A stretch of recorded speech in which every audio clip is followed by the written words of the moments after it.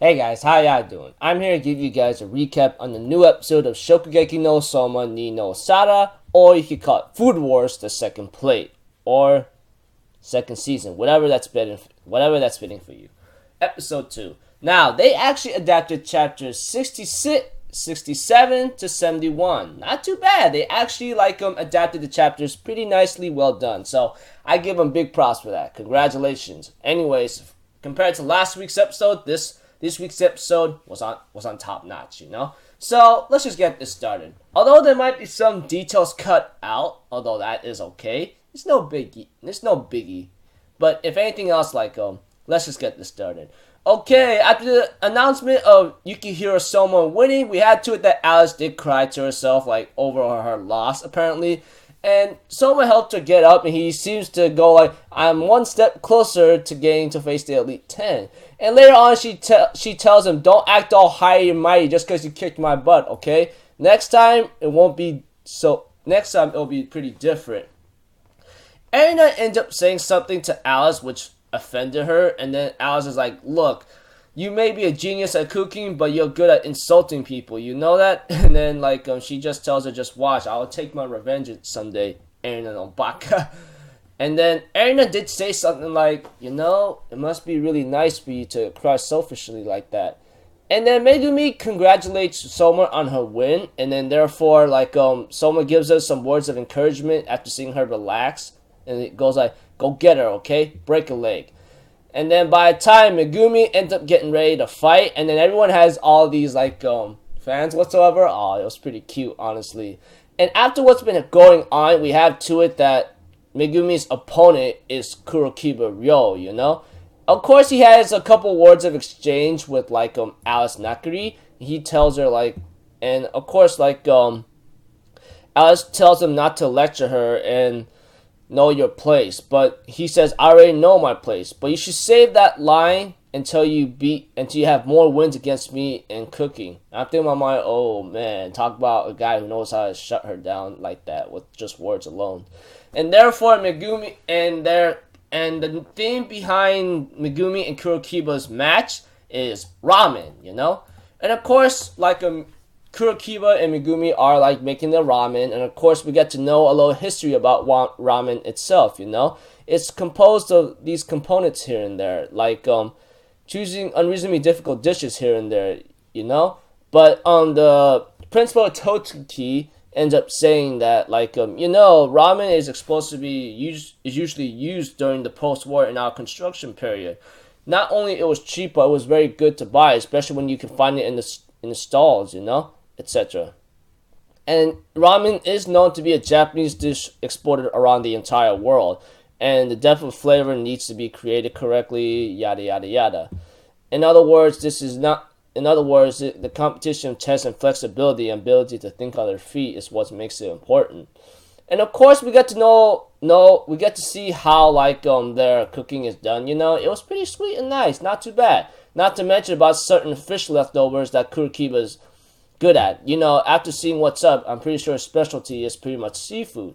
And we get to know a little backstory that Kurokiba chose what kind of noodles he wants, you know? Along with Megumi, which gave her some hard time to think about what kind of noodles she wants to get.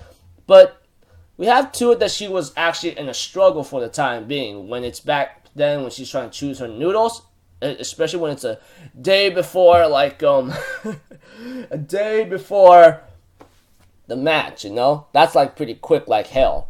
But we have to it that Megumi decides to use the ingredients that her mother sent her, you know, after sending her a letter in a box, you know, and everything all together. And we have to it that everything's about to get ready for the best of the best, you know. So of course Megumi on the other hand stayed calm and stern and focused on what's in front of her, you know. It's like mixing a couple soups or sauces all together somehow later during the episode. But as for Kurokiba, he did have the shells of shrimp shells from the seafood he used, and apparently he crushes them and knows how to take advantage of that. We get to know a little backstory about Kurokiba himself as well. Not to mention how he became a head chef in his own restaurant for many years. So almost possibly surpassing Souma, and when he was at a young age, because back then he was known to be a mad dog, possibly. Well, he is in his mad dog form as every time he puts on his headband or bandana, but we have to it that Nakiri Alice did meet Kurokiba at a young age at a certain location, and they end up having some funny moments here and there. Not to mention, Kurokiba is actually like a very big old boss around here, especially when he's in like a different kind of style. Not to mention, he also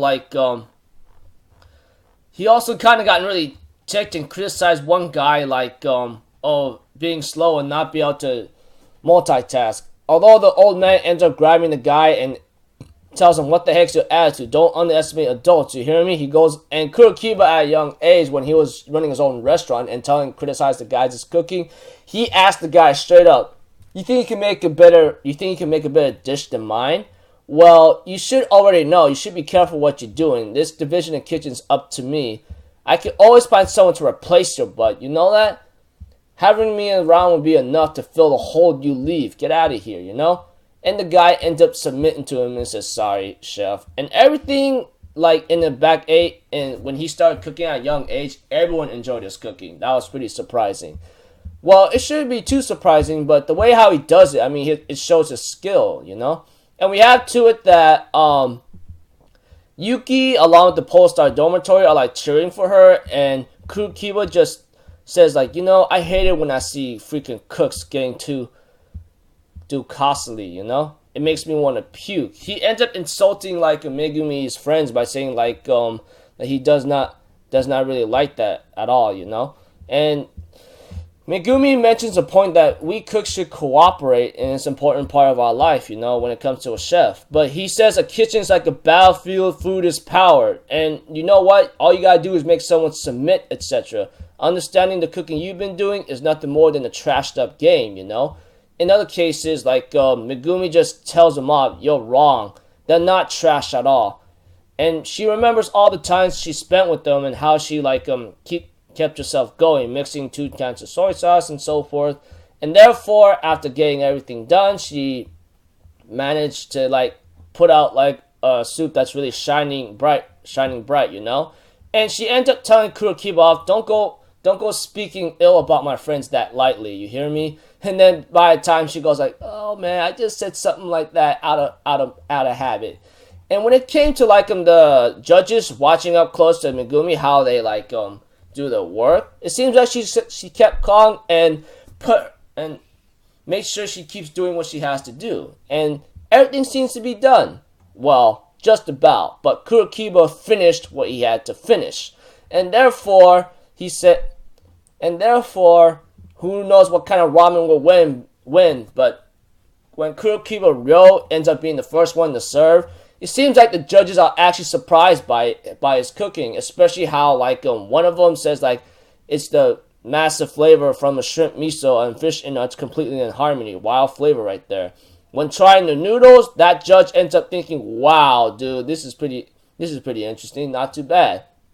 The tenkatsu, along with the rusk, that kind of thing, smeared into butter, baked carefully, and everything seems to be going his way. And he understands why he used the dried seashells, and that's to double the flavor. He says, "Yeah, obviously he says you finally noticed." And after seeing what's been going on here and there, this shows much more detailed stuff on how it was done. And of course, we have to it that Kurokiba Ryo did have a moment in a battlefield where he defeated all the judges, and he ends up telling the judge, "Come on, old man, go ahead, take your shot." And therefore, goes for a punch, and therefore, the guy, Totsuki Principal or Saizamon, ends up stripping without even have to move. Just sheer strength alone, you just made me strip. You did a nice job. I'm like, oh wow, dude, that's pretty impressive, And when it was Megumi's turn, it seems like one of the judges had doubts of how effective this one could go, because he doesn't really know how how it's gonna be. But by the time he tries it, he goes like, oh wow, change of mind, what a strong flavor, that kind of thing. And therefore we got to know that what she used is kozuyu, which is known to be a chicken soy sauce ramen, you know? It's known to have some kind of flavor that's dived deep into the vegetables, along with like with some other stuff that's been happening. A lot of like knowledge here and there, which is very hard to like put all together and tell you guys, you know? They were all dried up and boiled, and everything seems to be going through a lot of stuff of what she's been doing. And of course, Yukihira knows that she's using her specialty to actually face head to head with like with this fight, you know? Thanks to the vegetables, it made it more prominent. And then like real Kurokiba was like, here, let me try some too, in like kind of menacing, battle-tempered manner, you know? And later on, like this is everything that that she's been doing up to the bone right now. But we have to it that she used scallops and vegetables to balance out the dish and create a strong ramen. At least that's what she thought. And therefore, Kurokiba calls it, you're very interesting. You know, to think that you could use your dish to go against mine.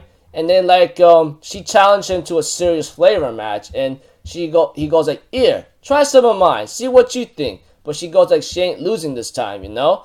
And by the time it goes into a freaking JoJo reference, dude, it was pretty funny, interesting. I give her props for that.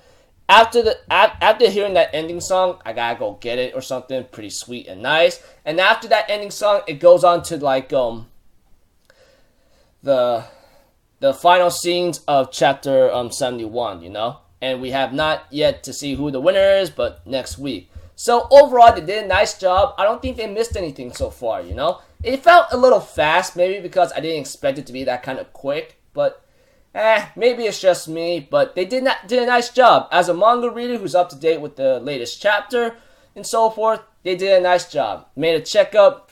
Nothing was missing compared to the first episode. Though I can understand why they kind of omit a couple things from the first episode, but bring it into the first episode during the episode. But yeah, no, whatever. They did a nice job on this one. So until then, I hope you guys enjoyed the episode as much as I did. I'm out for Zero, people. Have a good day, and I'll see you guys next time. Peace out. Bye-bye.